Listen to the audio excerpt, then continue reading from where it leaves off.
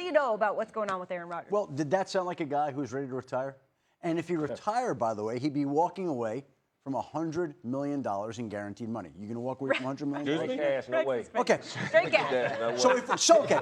Can you say it like $100 million? Exactly. So assuming that he's not walking away from $100 million in guaranteed money, sounding like the guy that he does, now we've got two options. Either he's back in Green Bay or he's traded. And there's a real possibility that both sides here are going to be thinking about him being traded. If you look at the Packers' cap situation, they right now are one of the teams that's over the salary cap. They've got to find room somewhere. They're, by the way, about $15 million over the cap. If they trade Rodgers this offseason, they would clear out $16 million. But aside from the math, there's just the common sense standpoint of this. Again, he, for a while, has had thoughts about leaving. This goes back a couple of years.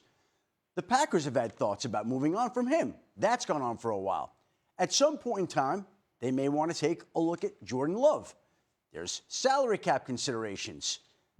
I think that there are going to be moments this offseason where they're going to wind up talking to teams to see whether it's worth it to move ahead and trade Aaron Rodgers. And that, to me, is going to be one of the central storylines of the offseason, moving on from a guy. And just like we couldn't imagine the day would come that they would trade Brett Favre, they traded Brett Favre. He was 38 years old, turned 39 that season. Aaron Rodgers is going to be 39 right now.